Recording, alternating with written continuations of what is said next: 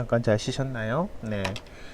두 번째 시간인 해부학으로 들어가도록 하겠습니다. 해부학에 관련돼서 말씀드리자면 뭐 형태학이나 해부학이나 둘 다 단어를 외우는 것은 똑같습니다. 단어를 외우는 것은 똑같지만 차이가 있다고 하면 해부학의 경우에는 훨씬 복잡하고 암기할 것이 많다라는 것들이겠죠. 그래서 실제로 여러분들의 시험 성적 분포도를 보면 형태학의 경우는 솔직히 뭐 중학생 이상 학력만 갖추고 있어도 쉽게 이해할 수 있는 그런 학문이다 보니 성적이 위쪽에 촘촘하게 이렇게 차이가 별로 없이 나타나는 반면에 해부학의 경우에는 그게 성적이 스프레드 되는 정도가 굉장히 넓습니다.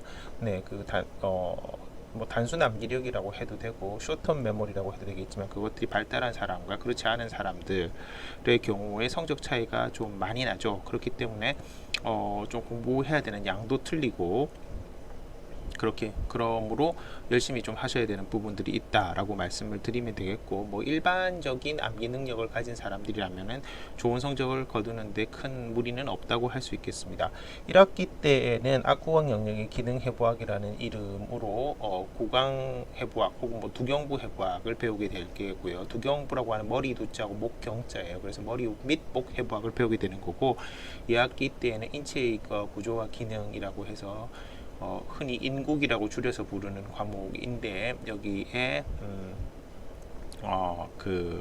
여기에 전신해부학을 배우게 됩니다. 아무래도 이제 뭐 저희는 그 치과의사의 교육 과정이기 때문에 전신해부학보다는 머리 및 목 해부학을 더 포커싱이 되어 있고, 과거에는 이게 순서가 전신해부학을 먼저 하고 머리 및 목 해부학으로 가게 되었는데 교과 과정이 15년 전에 변경되면서 임상 노출을 빨리 하기 위해 치아 실습이라든가 그 외에 이제 치아 뭐 이렇게 하는 임상 임상 과목들이 전임상 실습들에 맞추기 위해서 전체가 바뀌었습니다. 전체가 앞뒤로 바뀌어 있는 그런 형태로 진행이 된다라는 거 참고하시면 되겠습니다.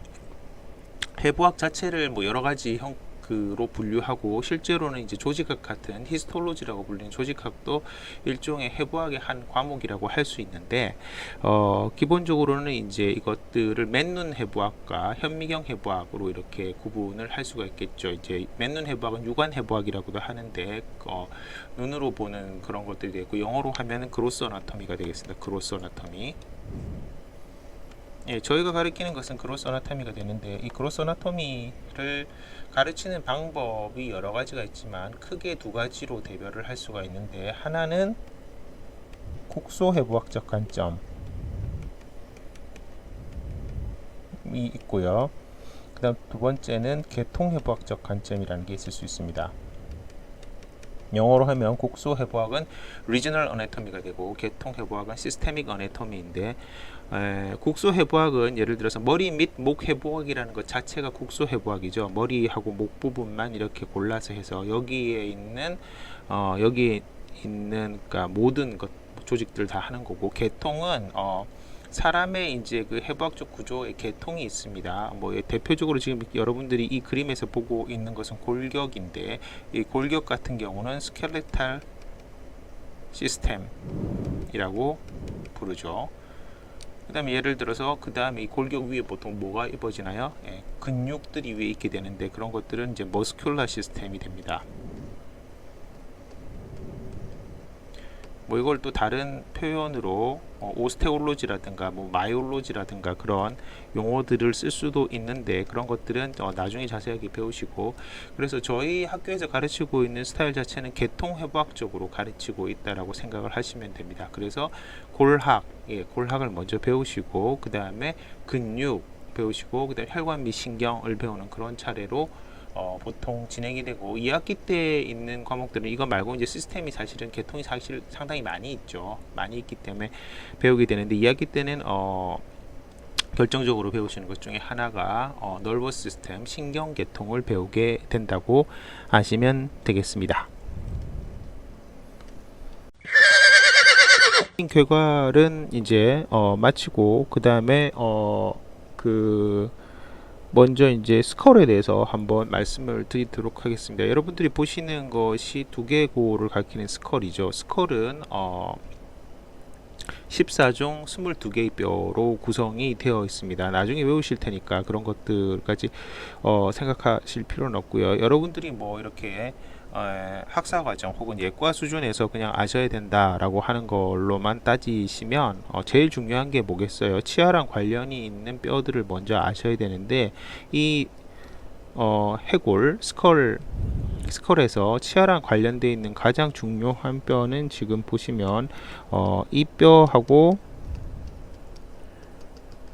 이 뼈입니다. 즉 아랫니가 박혀있는 이 뼈랑 그 다음에 윗니가 박혀있는 이 뼈 두 가지입니다. 색칠을 너무 복잡하게 했기 때문에 다시 좀 지워보면,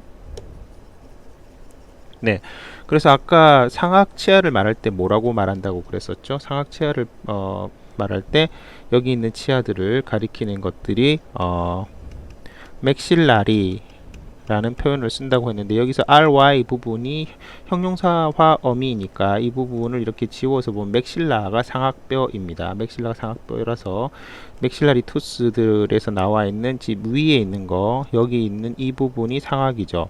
상악은 이게 이제 측면에서 본 거겠지만 그 정면에서 본 그림으로 보면 이 뼈는 양쪽 뼈가 합쳐서 이루어지는 뼈예요. 양쪽 뼈가 합쳐서 이루어지는 뼈이고, 그 다음에 아래쪽에 있는 이 뼈는 하악인데, 하악은 뭐죠?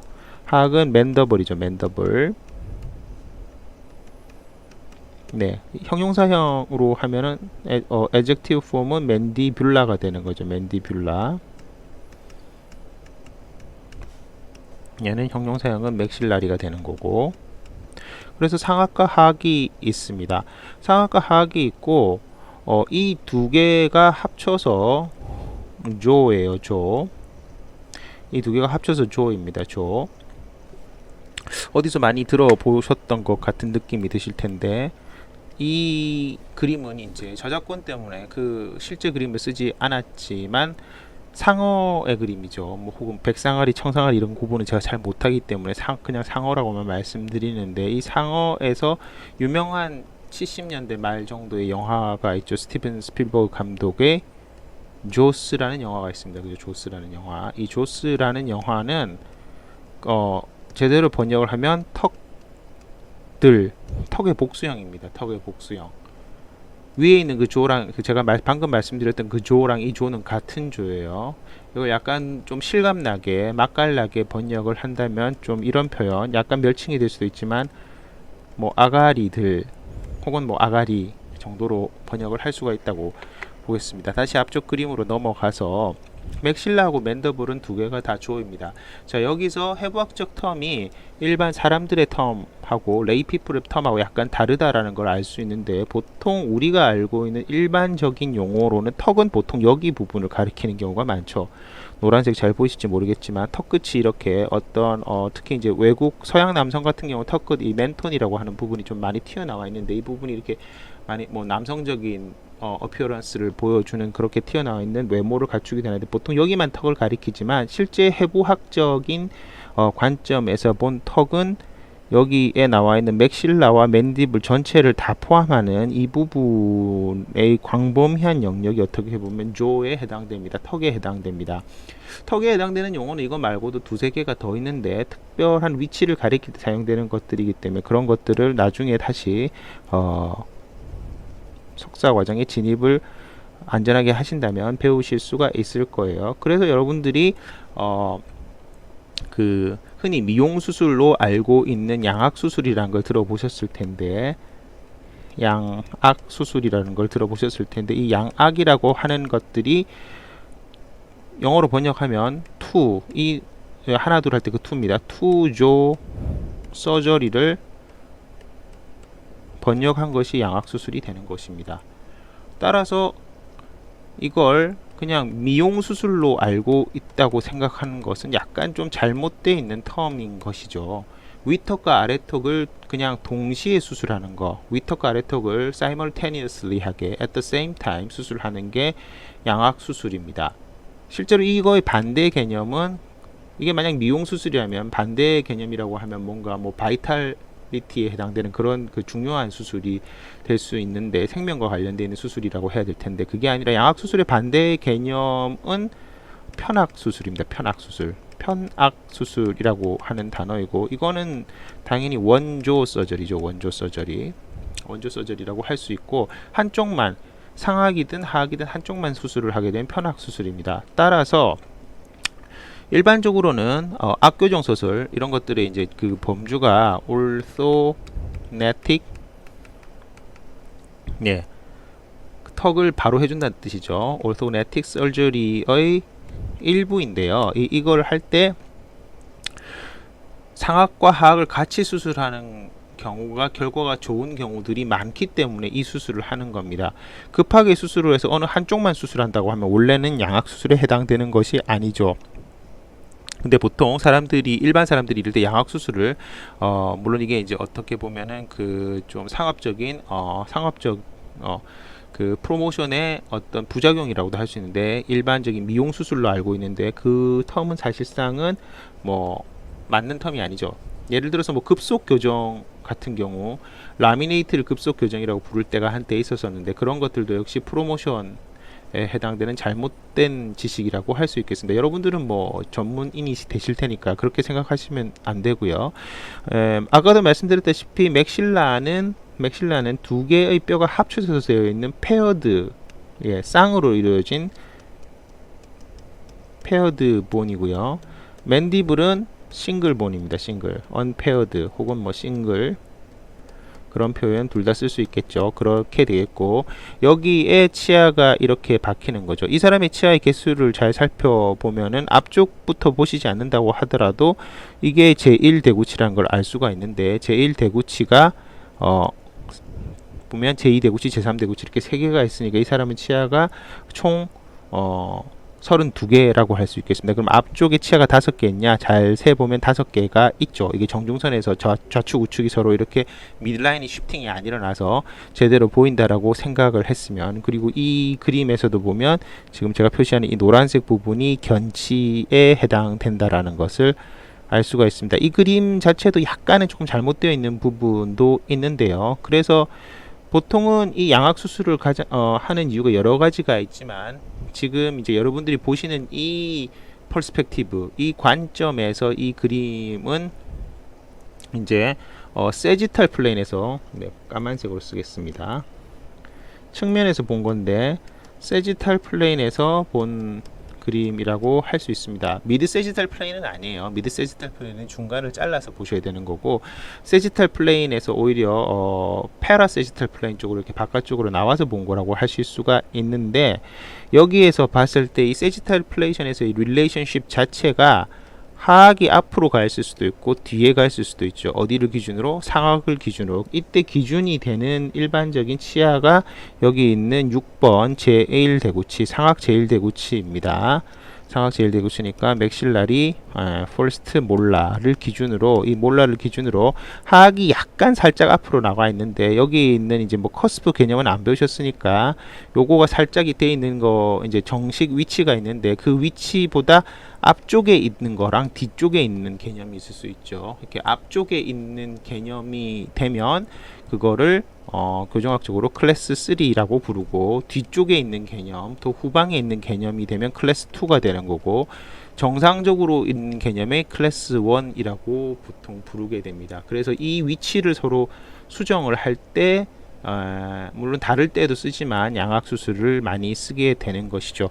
그 외에도 뭐 치과에 관련되어 있는 여러 가지 뼈들이 있지만, 여러분들이 흔히 말하는 이제 광대뼈 같은 것들이 옆에서 보이는 것들, 여기 이게 이제 광대뼈가 되겠고요. 그 다음 여러분들 나중에 많이 외우셔야 되는데 굉장히 골치 아픈 부분 중에 하나가 이 뼈인데, 이 뼈 굉장히 여러 가지 뼈가 그 발생하면서 합쳐져서 생긴 뼈이기도 하지만, 이 뼈가 이제 템포럴 본 이라고 하는 뼈가 있습니다. 제가 뼈 이름을 다 말씀드리진 않을 거고, 이 뼈 이름을 특별히 말씀드리는 이유는 이 뼈와 아래쪽 뼈 맨더블 사이에 있는 조인트가 하나 있어요. 조인트는 해부학적 용어로는 관절이라는 뜻입니다. 관절이라는 뜻이 되고, 이 관절이 어디서 형성이 되냐면 여기서 형성이 되죠. 여러분들이 입을 벌리고 닫고 말씀드렸던 마스티케이션 혹은 뭐 추잉이라든가 뭐 말을 할 때라든가 어떻게든 입의 운동, 치아의 운동과 관계되어 있는 조인트이고, 이 조인트의 이름은 템포럴 본과 맨디블라 본에서 일어나는 거, 맨디블 혹은 맨디블라 본에서 일어나는 거기 때문에 순서대로 써서 템포로 맨디뷸라 조인트라고 부르는 겁니다. 이걸 줄여서 T하고 M하고 J만 쓰면 TMJ라고 하고, 여기 어떤 이상이 생긴 것을 TMD, 템포로맨디블라 디스오더라고 하죠. 디스오더라고 부르게 됩니다.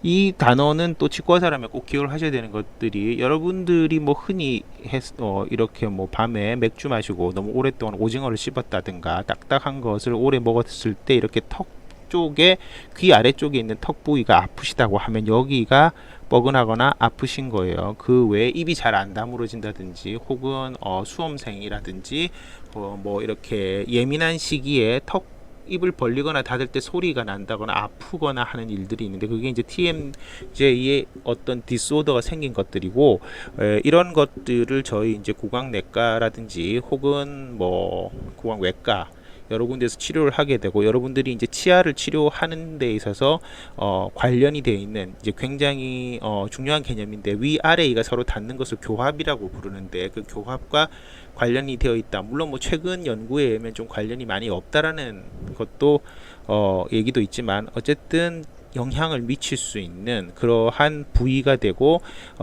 유일하게 헤드앤넥 부위에서 발견되는 관절이기도 하지만 또한 특이한 관절입니다. 양측성 관절이라고 해서 바이레터럴 조인트죠.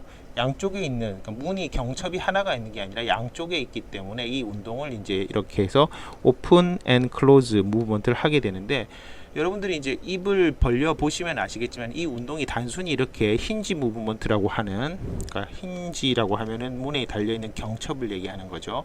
힌지 무브먼트만 일어나는 것이 아닙니다. 지금 여러분들 앞에 이제 또 뭐 거울이 있다든가 이렇게 한번 보시면 입을 살짝 한번 벌려 보세요. 입을 하나 벌려 보시면 보통 손가락 마디 3개 정도 혹은 뭐 2개에서 3개 정도를 할 때는 여기 있는 입이 벌어질 때 TMJ에서 단순하게 표한 로테이션이 일어납니다. 그렇지만 어느 정도가 지나면 표한 로테이션이 아니고 귀 바로 앞에 여기 있는 관절이 있는 부분을 만져보면 이 관절이 밖으로 그냥 튀어나오는 느낌이 드실 때가 있고 움직인다는 느낌이 드실 때가 있는데, 그때부터는 표한 로테이션이 아니고 슬라이딩을 하게 되는 것입니다. 그리고 여러분들이 이제 질긴 음식을 씹거나 갈 때 이렇게 맷돌처럼 갈 때 보면은 턱이 움직이면서 한쪽으로 씹게 되죠. 여러분들 지금 이제 잘 보시면은 밥을 양쪽으로 이렇게 골고루 나눠서 씹어 드시는 분이 여기서 얼마나 되실지 잘 모르겠어요. 한번 본인이 어떤 쪽으로 주로 많이 씹으시는지 한번 잘 생각해 보십시오. 대개는 한측, 편측으로 주로 식사를 많이 합니다. 자기가 편한 쪽 혹은 잘 씹히는 쪽, 그런 쪽으로 식사를 하시게 되죠. 그래서 이게 운동을 하는 쪽과 운동을 덜 하는 쪽이 생기게 됩니다. 양쪽에 있다 보니까 뭐 그런 것들, 그런 복잡한 얘기들을 여러분들이 본과에 들어오시면 배우게 된다. 그렇게 아시면 되겠죠. 네, 자, 이 그림은 어떤 그림일까요? 이 그림은 뭐 보시면 척하면 아시는 분도 계시겠지만 조금 전에 보셨던 스컬을 옆에서 제가 다시 한번 뭐 간단하게만 한번 그려 보겠습니다.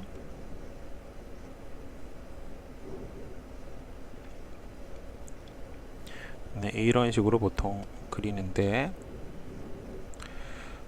여기 이제 이가 있고요.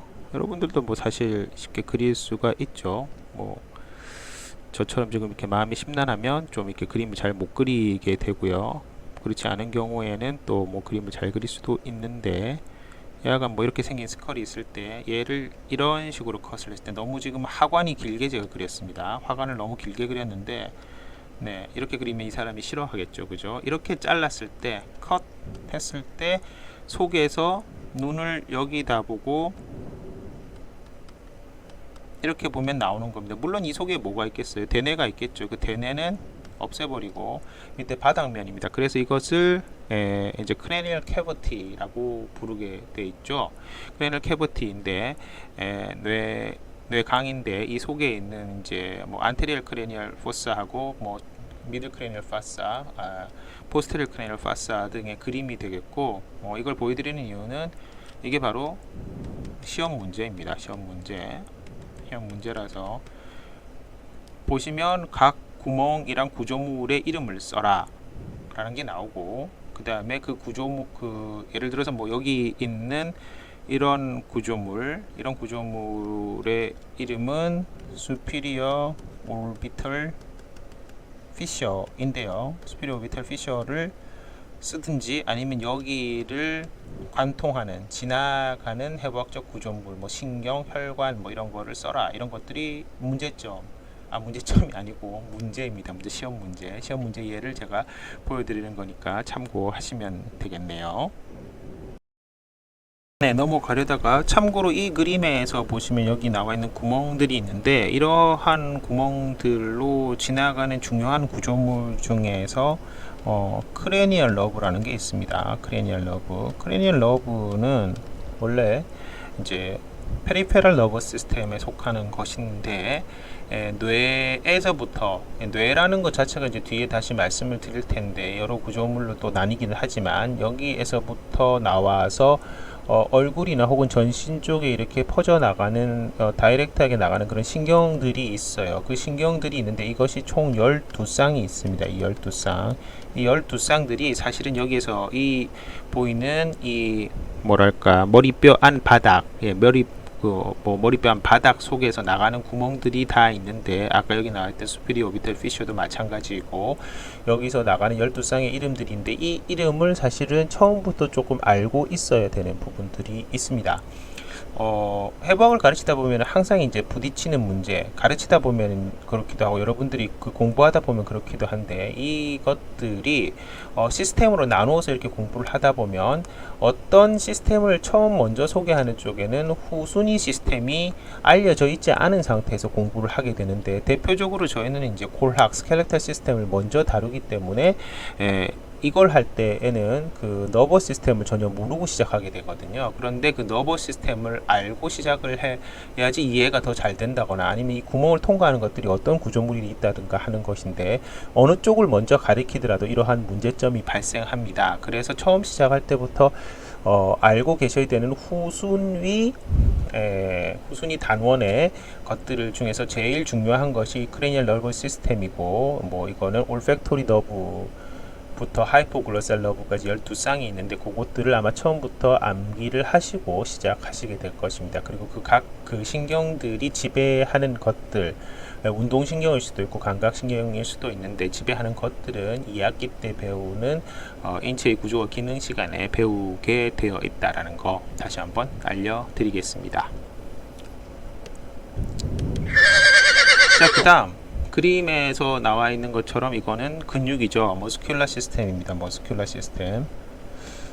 저희는 뭐 여기에 대해서 아주 자세하게 다루지는 않지만, 얼굴 부위에 있는 근육들은 굉장히 이제 자세히 다루게 되는 편이고요. 그 외에 나머지 전신에 대한 근육에 대해서는 그다지 자세하게 다루지 않습니다.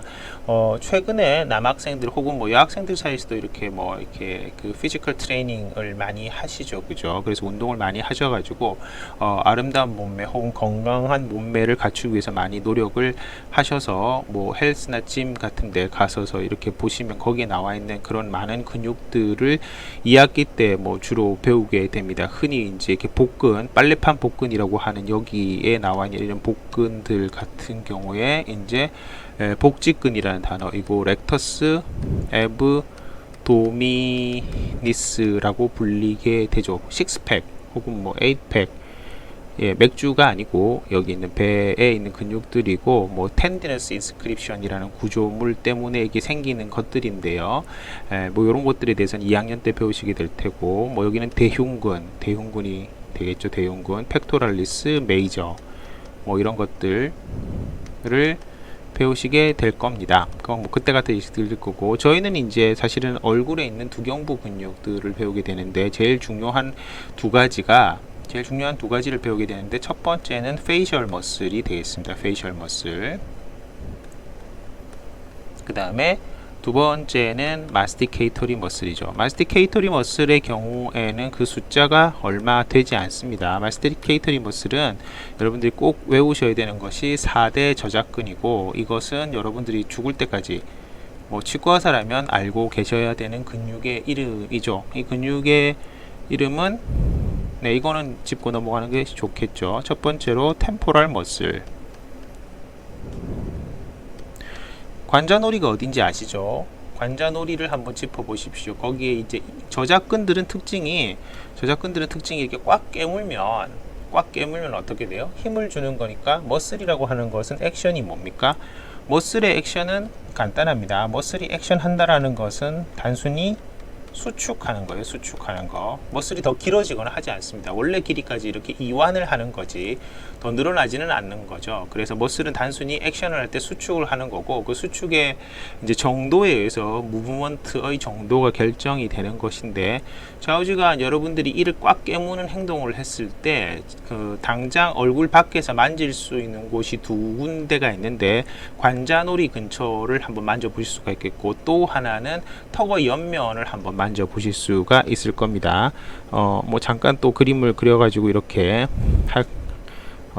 설명을 드리자면, 또 해골을 그리면 이번에는 너무 하관이 길지 않도록 미리 이렇게 연습을 해서 한번, 두 번째 하니까 조금 나은 것 같은데 턱 뒤가 좀 너무 짧아진 것 같지만, 이 부위가 관자놀이 부위죠. 이 부위를 한번 만져보시면 되고, 그 다음 여기 한번 만져보시면, 제가 엑스표시라는 군데 만져보시면 이 두 군데는 꽉 씹으면 볼록하고 튀어나오는 것을 아실 수가 있어요. 그래서 여기 부분이 템포럴 머슬이고, 여기 부분이 뭐죠? 메시터 머슬입니다. 메시터 머슬. 그래서 교근이고 측두근인데, 측두근이죠. 뭐 교근은 한국말로 깨물근이라고도 합니다. 깨물근. 예, 이 부위가 튀어나오죠. 그리고 세 번째, 네 번째는 사실 이름이 같은데 조금 어려워요. 하나는 미디얼 테리고이드, 그 다음에 하나는 레터럴 테리고이드 입니다. 자, 미디어라고 레터럴이 나왔기 때문에 좀 이따 여기 방향에 대해서 잠깐 설명을 드리도록 할 텐데, 테리고이드라고 하는 것은 날개라는 뜻입니다. 날개이고, 실제로는 테리고이드 플레이트, 스페노이드 본의 테리고이드 플레이트 때문에 나온 명칭인데요. 이 명칭인데, 뭐 거기에 대해서는 석사 과정에 올라오시면 자세하게 설명을 들으시도록 하고요. 그래서 어쨌든 이 네 가지가 저작근이고, 이 네 가지 저작근의 이름 정도는 당연히 기억을 하셔야 됩니다. 템포럴리스 머슬 같은 경우에는 이런 식으로 위치해 있는 머슬이고요. 마시타 머슬 같은 경우에는 이런 식으로 위치를 해 있는 머슬이라고 생각을 하시면 되죠. 그리고 레터럴 테리고이드랑 미디얼 테리고이드는, 미디얼 테리고이드 같은 경우는 지금 마세타 머슬과 정반대의 위치에서 안쪽에 붙어 있는데, 정반대라기보다는 내측 위치에 붙어 있는 애고, 레터럴 테리고이드는 가로로 하는 것이고, 이 중에서 세 가지는 클로징 머슬, 그리고 한 가지는 오프닝 머슬이라고, 뭐 기억을 하실 수 있는 분만 기억을 하시면 되겠습니다. 자, 그럼 페이셜 머슬은 뭔가? 페이셜 머슬은 마스티케이토리 머슬과는 달리 어떠한 운동성인 작용, 뭐 운동이라기보다는 그 일을 하는 작용을 하는 거는 아니고요. 표정을 짓는 작용을 하는 거죠. 익스프레션을 나타낼 수 있는 작용을 합니다. 여러분들 표정은 어떻게 나타나요? 표정은 피부의 어떠한 3차원적인 지오그래피가 변해서 생기는 거잖아요. 그죠? 즉 주름을 만든다든지 아니면은 3차원적인 모양의 변화를 가져오게 되는 것이 표정을 만드는 방식인데, 뭐 예를 들어 썩소를 만든다든지 이런 것들 다. 그런데 결론적으로 말씀드리면, 그 메스티케이터리 머슬은 근육이 서로 붙어 있는 두 군데가 있습니다. 두 군데가 있어서 한쪽도 뼈이고 또 한쪽도 뼈인 경우에요. 그래서 근육이 보통 시작하는 곳을 부르는 것을 오리진이라고 부릅니다. 오리진. 그리고 근육이 붙는 곳을 가리키는 것을 인설션이라고 부릅니다. 한자로 표시하면 이걸 기시라고 하고, 네, 기시감 할 때 그 기시, 데자뷰 할 때 그 기시는 아니고 그거는 미리 봤다라는 얘기고요. 이건 기시는 일어나서 시작했다라는 뜻입니다. 그래서 한국말로 하면 이는 곳이라고 합니다. 이는 곳. 그 다음에 인설션은 정지입니다. 정지는 닿는 곳이죠. 닿는 곳. 닿는 곳으로 번역이 되는데, 오리진과 인설션이 메스티케이터리 머슬에서는 두 개 다 뼈예요. 그리고 조금 전에 제가 말씀드렸다시피 액션은 뭐라고요? 수축을 하는 거니까 여기서부터 여기까지 거리가 좁아지는 겁니다. 이런 방향으로 좁아지게 되는 형태를 하는 것인데, 위에 있는 페이셜 머슬은 표정근 같은 경우는 일단 슈퍼피셜한 부분에서도 좀 차이가 있고, 또 대표적인 차이는 시작하는 곳은 뼈인데 붙는 곳은 피부 어느 부분에 이렇게 그냥 적당히 들어가 있는 거예요. 그래서 피부나 외피 어느 부분에 적당히 들어가 있는 거여서 이 근육이 수축을 이런 식으로 하게 되면 이거는 뼈하고 뼈 사이가 가까워지면 이건 피부하고 뼈 사이가 가까워지는 거니까 피부가 당겨지면서 어떤 이런 함몰이라든가 모양을 만들어낸다. 그러니까 오리진은 뼈이지만 인설션은 피부 쪽이다 라는, 오리진만 뼈라는 거, 그게 가장 큰 차이라고 할 수가 있겠습니다. 자, 얘기를 하면서 이제 나왔던 방향에 대해서 잠깐 이제 설명을 드리도록 하겠습니다. 나중에 더 자세하게 할 텐데, 해부학을 하실 때의 중요한 것들 중에 하나는 사람이, 예를 들어서 사람이 이렇게 정자세로 서 있어요. 뭐 이렇게 서 있었다고 칩시다.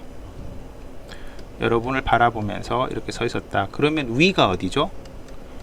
보통 여기를 위라고 그러잖아요. 그리고 여러분들을 쳐다보고 있는 앞은 어디죠? 무슨 달걀 귀신 이렇게 뒤집어 봤더니 뒤쪽도 똑같이 생겼더라, 뭐 이런 얘기 남양특집으로 하는데, 사실 우리가 앞이라고 정해놓은 거, 눈, 코, 입이 있는 쪽을 앞이라고 정해놨지만 그거는 굉장히 인간적인 정의예요.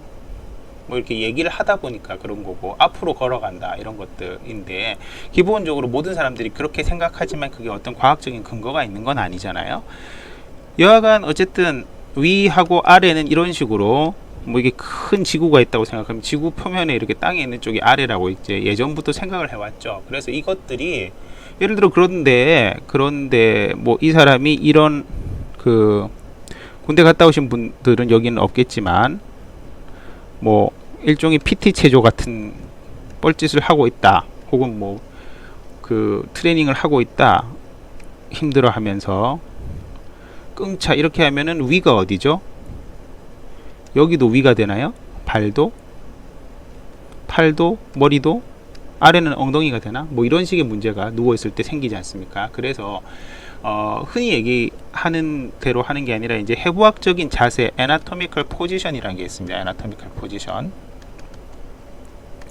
예, 그래서 방향을, 해부학적인 방향, 디렉션을 얘기하기 전에 포지션을 먼저 얘기해야 되는데, 이 포지션을 고정해 놓고 얘기하자라는 이제 서로 간의 약속을 만든 거죠. 그래서 해부학적인 포지션을 할 때에 요렇게 보시면, 제가 손가락하고 엄지손가락을 더 그렸는데, 정면을 바라보고 있으면서 발을 이렇게 그냥 편안하게 하고 손바닥은 앞으로 해서 이런 자세를 해부학적인 포지션이라고 하자라고 정의를 해놓고 위하고 아래가 정해진 겁니다. 그래서 여러분들 보는 이 얼굴 쪽이 앞도 이제 정의가 되어 있는 거고요. 뒤는 머리 뒤통수 쪽이 이제 정의가 되어 있는 거죠. 그래서 이 위를 superior라고 하는 단어로 쓰고 아래를 inferior라고 하는 단어를 씁니다. 그 다음에 앞을 anterior라고 쓰고 뒤쪽을 posterior라고 쓰죠. 예, 뒤쪽을 posterior라고 쓰고, 그 다음에 표면에 가까워질수록 그것을 superficial이라고 하고, 속으로 들어갈수록 그걸 deep이라고 합니다. deep 할 때 그 deep은 아니고요. deep입니다. deep.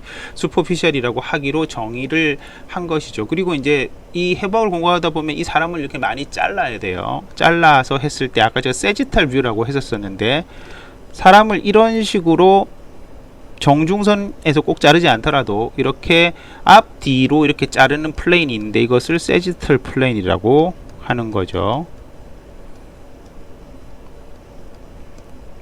예, 세지털 플레인이라고 하는 것이고, 사람은 이렇게도 자를 수 있죠. 그죠? 이렇게도 자르는 것을 호리존탈 플레인이라고 하는 것입니다. 그리고 사람을 이렇게도 자를 수 있죠. 옆에서 자르게 되면 이거를 프론탈 플레인으로 이렇게 잘라서 보통 이렇게 곡소 해부학이나 전신 해부학을 하실 때 이런 식으로 이제 토모그래피 형태로 잘라서 보는 뷰, 특히 이제 CT라든지 MRI라든지 이런 뷰를 보실 때는 이러한 형태로 관찰을 하시게 된다라는 거를 3차원적으로 이해를 해주시면 되겠어요. 그래서 그 자기의 이제 몸에서 몸의 가까운 데로 점점 가는 것을 프록시말이라고 부르고, 그 다음에 여기서 그 몸 중앙에서부터 멀어지는 것을 디스탈이라고 해서 이것을 근위, 가까운 쪽, 이거를 원위, 먼 쪽이라고 하고, 그 다음 조금 전에 나왔던 것처럼 더 내측으로 중심선, 미드라인에 가까이 가는 것을 미디얼이라고 하고, 이거를 안쪽, 안쪽이라고 하고, 반대를 레터럴이라고 해서 먼 쪽 혹은 가쪽, 예, 먼 쪽은 사실 원쪽이 그 근위 원위죠. 원쪽이 아니라 원위입니다. 죄송합니다. 예, 한글과 한자를 막 혼용해서 쓰게 됐네요. 죄송합니다. 그래서 이거는 먼 쪽 방향이고, 레터럴은 가쪽이라고 부릅니다. 가쪽, 측면이죠. 측면. 그래서 가쪽 방향이라는 이런 단어를 쓰게 되는데, 여기서 이제 특별하게 저희 치과에서 치아를 가리킬 때에는 미디얼 대신에 미지얼이라는 단어를 쓰게 됩니다. 미지얼이라는 단어를 쓰게 되고, 그리고 위에 있는 이 프록시말이라는 단어 자체가 해부학적인 용어에서는 몸통의 중심에 점점 가까워지는 근위를 가리키지만, 해부학 말고 형태학, 치아 형태학에서는 미지얼하고 반대인 디스털을 합쳐서 프록시말 서피스라고 부르는 약속이 있습니다. 그래서 예를 들어서 여러분들이 이제 다시 치아 형태학 쪽으로 잠깐 다시 넘어가게 되는데, 제가 앞니를 한번 그려 보겠어요. 앞니를 이렇게 그리게 되면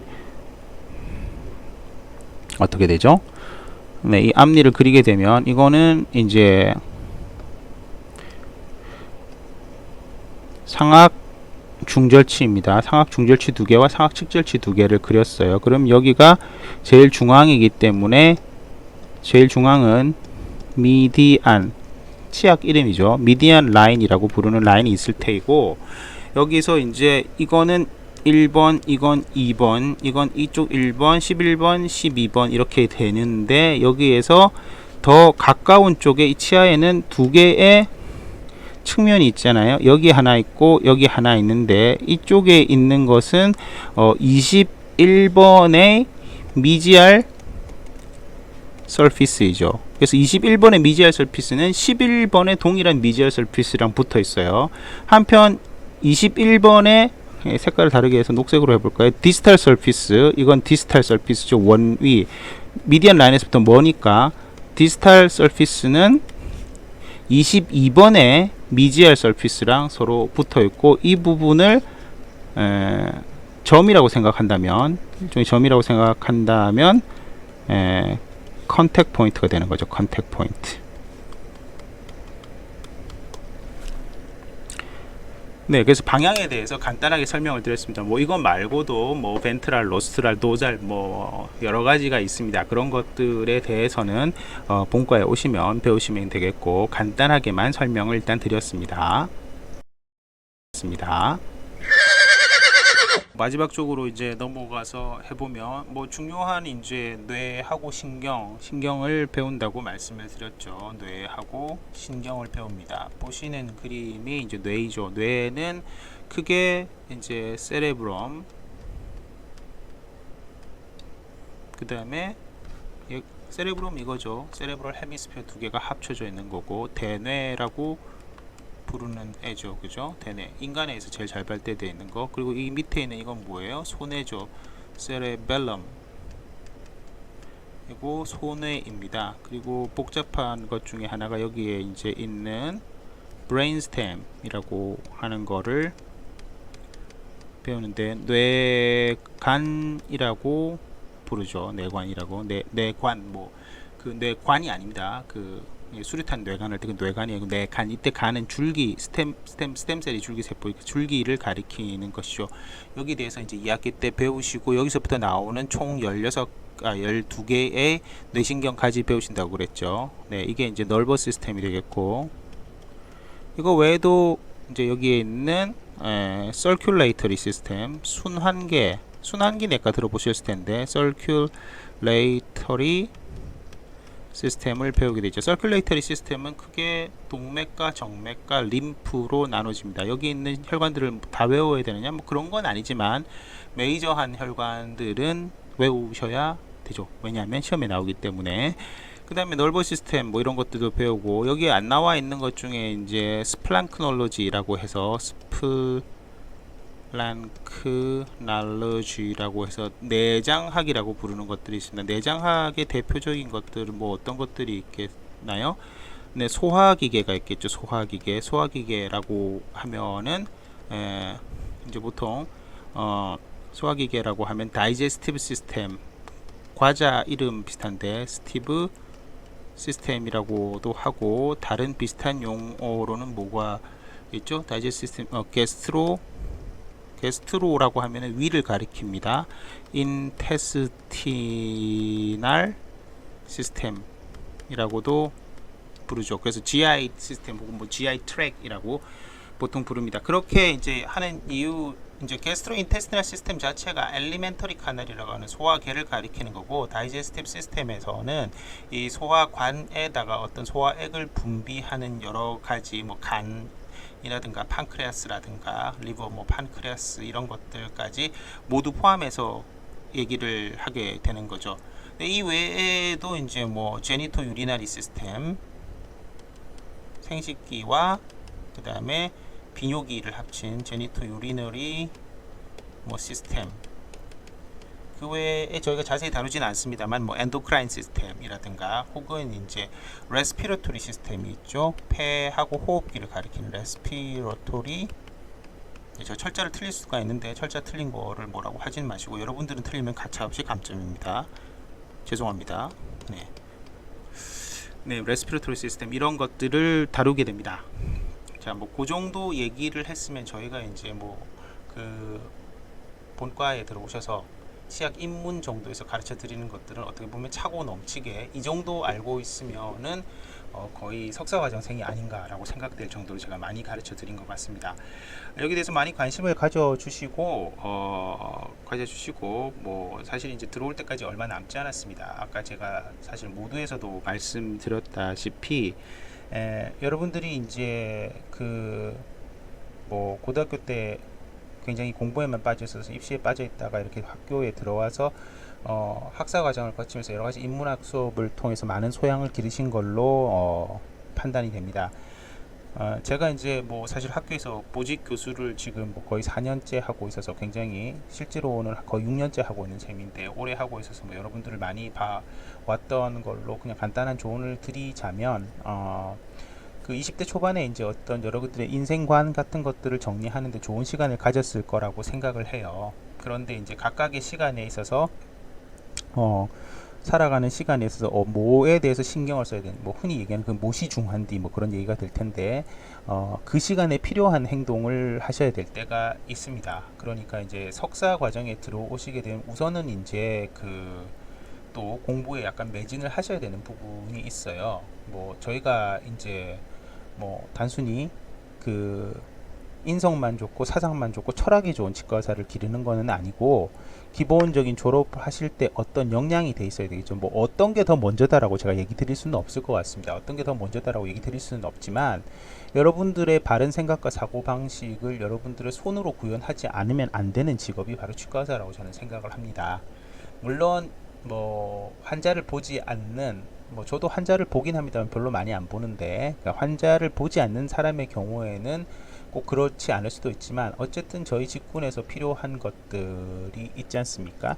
그런 것들을 경시하고, 쉽게 말하면 치과 의사의 본업은 잘 못하면서 다른 걸 잘하는 거는 사실은 큰 의미가 없는 거예요. 여러분들이 나와서 여러분들의 본업도 것도 충실하게 잘 하고 기본적인 역량이 이상이 되면서 다른 것도 잘하면 좋겠죠, 그죠? 그래서 그런 훌륭한 치과 의사가 될 수 있도록 마음가짐을 바로 하시고 남은 6개월 동안 인생을 최대한 잘 즐기시다가 뭐 흔히 얘기하는 그 훌륭한 사람의 가장 기본이 시간을 잘 쓰는 것들인데요. 필요할 때 필요한 일을 하시는 게 중요하다라는 말씀을 드리고 네, 오늘 강의를 마칠까 합니다. 네, 감사합니다. 본과에 들어오면 다시 한번 만나고요. 네, 만나고 혹은 그 전에라도 제가 학생부학장으로서 있는 동안 여러분들이 무슨 어떤 필요한 부분이 있으면 저한테 언제든지 연락을 주시면 예, 제가 듣도록 하겠습니다. 네, 감사합니다.